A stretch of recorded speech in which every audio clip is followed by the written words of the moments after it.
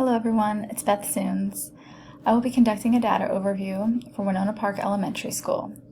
Since our school is only 2 years old, there isn't enough data to make observations over time, so I decided to look at Winona Park, which is another school in our district. Understanding another school in our district will help inform our data team when we have to complete our own data view next year. The purpose of this overview is to gain a deeper understanding of Winona Park's data in order to make informed decisions for our school improvement plan. In this presentation, I will provide an overview of our demographics data and identify trends that stand out within the data. I will discuss our third grade CRCT data as it compares to the district and the state of Georgia over the course of a 3-year period. I will examine the third grade CRCT data for the subgroups that are represented and use the data to highlight student strengths and weaknesses, highlight and emphasize areas of improvement. I will summarize my observations in order to identify student learning problems so that they may be presented to the data team and so that the school improvement plan can be amended to include actions that address these findings. Winona Park's enrollment information is as follows. In 2011-2012 school year, there were 331 students. It grew from 331 students to 367 students, and finally in 2013 to 2014, there were 398 students. When looking at our demographic data from 2011 all the way through to 2014, you can see that our school has a predominantly white and black population. White students representing a significantly greater percentage than black students. Our white students represent between 65 and 70% of our students. Black students represent between 14 and 19% of our students.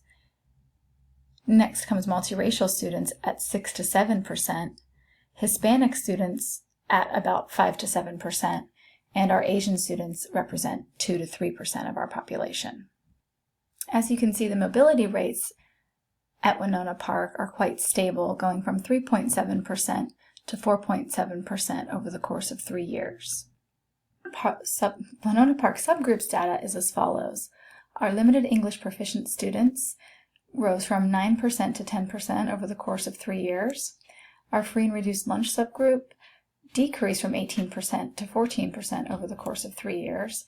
And our students with disabilities group rose from 5.2% to 6.1%. With a large dip in the middle in 2012-2013, this is likely due to our system's continuous redistricting. Now we will compare our third grade CRCT math and reading scores for 2012 for the state, the district, and our school. When looking at the does not meet category in green and Winona Park math, you'll notice that 11.3% of students did not meet, which was higher than our district average of 7.2%. but lower than the state at 19%.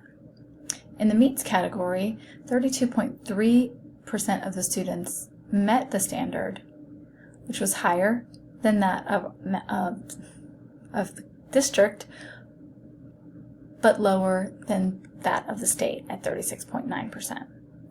In the exceeds category, Winona Park is lower than the district at 56.5% compared to their 66%, but higher than the state at their 44%. If we combined our meets and exceeds scores for math and we compared Winona Park with CSD and Georgia, we'll notice that Winona Park falls in the middle between Georgia and the City Schools of Decatur. Moving on to reading, if you look at Winona Park, 1.6% of the students did not meet compared to 3% in CSD and 9.4% in Georgia. For meets the standard, 22.6% of Winona Park students met the standard, 22.6% that is, compared to CSD's 17.7% and 43.2% in Georgia. When we look at exceeds, again, you'll notice that this is a larger number. 75.8% of our students exceeded in reading compared to CSD at 79.2%, so we were a little lower, and quite a bit above the 47.3% that Georgia scored. If we combine the meets and exceeds scores, we notice that Winona Park scored at 98.4%, CSD scored at 96.9%, and the state of Georgia scored at 90.5%. When looking at reading, we can again go over to the meets and exceeds category and notice that Winona Park, 100% of our students met or exceeded in reading, and compared that to CSD, who had 99.4% of the students meeting or exceeding, and the state of Georgia had 92.1 students meeting or exceeding. When I looked at the chart, you'll notice that 51.4% of Georgia students exceeded and 40.7% met, whereas with Winona Park, 12.3% met and 87.7% exceeded. And then finally moving to 2014, the score comparison in reading and math. Again, if you study the chart, you'll notice that in all of the areas for math and reading for CSD and for Winona Park, our exceeds categories seem to show higher percentages than that of the state. However, our does not meet categories for math, 5.6 compared to 7.7 at the 19.3 at the state, and 5.3 at the district. For reading again, the district was 0, and this year we were 1.1. If you go over to the graphs, you'll notice that Winona Park and CSD are on par with one another, and they both exceed the Georgia percentage in math. And in reading, again, we dropped. However, we are on par with CSD and above the Georgia average. Now we will look at the reading and math scores according to subgroup. The way that this graph is set up is there are subject levels and the level of proficiency down this side. So we have math and reading exceeds, meets, and does not meet. We have different colors to show our subgroups. ED means economically disadvantaged, and non-ED, not economically disadvantaged. We have all, black, white, male, and female.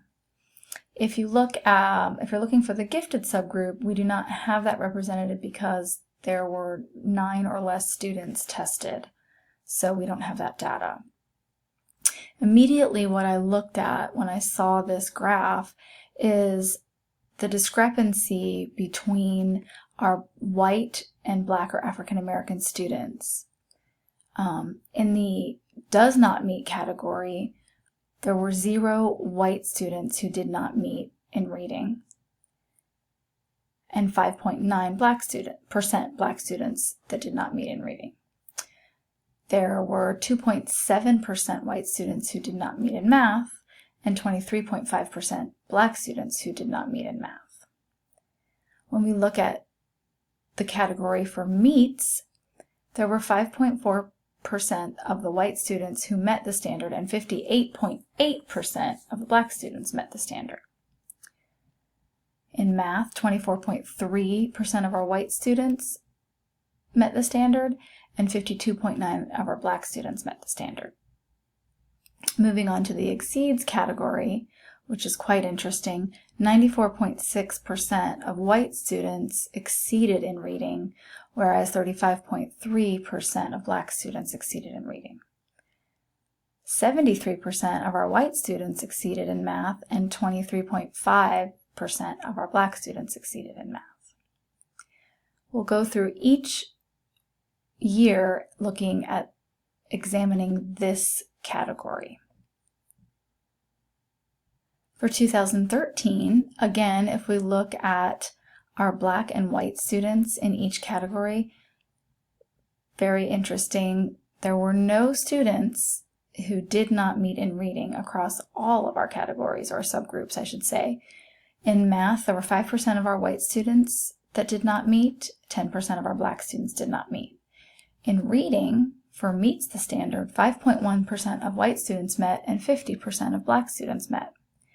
In math, 25.4% of white students met and 40% of black students met. And then we have exceeds. In reading, 94.9% of our white students met the standard, 50% of our black students met the standard. And in math, 69.5% exceeded the standard, and 50% of our Black students exceeded the standard. And lastly, for 2014, we'll look again at this category. In both reading and math, there were no white students who did not meet the standard in 2014. 7.7% of our Black students did not meet in reading, and 30.8% of our Black students did not meet in math. In the meets category, we had 13.3% of our white students meet and 38.5% of our Black students meet. In math, 18.3% of our white students met, and 38.5% of our Black students met the standard. Looking at the exceeds column, 86.7% of our students exceeded in reading, which is lower from last year, and 53.8% of our Black students exceeded the standard, which is higher from last year. 81.7% of our white students exceeded the standard in math, and 30.8% of our Black students exceeded the standard in math. Here we have a breakdown of our Black and white students and their proficiency rates in math and reading across 3 years. If you'll notice, at all 3 years, 73% of white students exceeded the standard compared with 23.5% of Black. All the way at 2014, we still have 81.7% of white students compared with 30.8% of Black students exceeding the standards in math. When we look at reading, the same thing is true. We've got 94.6% of white students compared to 35.3% of Black students in 2012. And if we skip to 2014, it's 86.7% compared with 53.8%. In summary, Winona Park's population has increased over the last 3 years from 331 students to 398. Winona Park's demographics have remained consistent over the past 3 years. Our subgroup data reveals consistency with free and reduced lunch rates, and our students with LEP have increased from 9% to 10%. Students with disabilities has fluctuated, showing growth in 2014. Our gifted subgroup and students with disabilities subgroup were not reported in the CRCT scores due to lack of number tests. Our strengths at Winona Park show that we have higher performance scores in meeting and exceeding math for all 3 years, higher performance scores in meeting and exceeding reading for all 3 years, and these are both compared to state. It shows that we have performance scores that are comparable to meeting and exceeding standards and that are on par with CSD for all 3 years for reading and math as well. Our area of needs improvement is that there is a significant discrepancy between the percentage of white and Black students exceeding the standards in mathematics. There is a significant discrepancy between the percentage of white and Black students exceeding the standard in reading, and there is a performance gap between boys and girls who do not meet the standards in mathematics. And then we have some questions to ponder. How can we address the performance gaps among our Black and white students in mathematics and reading? What current initiatives can we change, adapt, or employ in order to close the gap? How can we help our students who do not meet the standards in mathematics increase their performance? What tools and strategies do we currently have that are working? What observations and inferences did you make while looking at the data? And what are your thoughts about our school's performance? These are all things to think about. It's a lot of information. Take a look back at the charts and let me know what you come up with. Thanks for listening.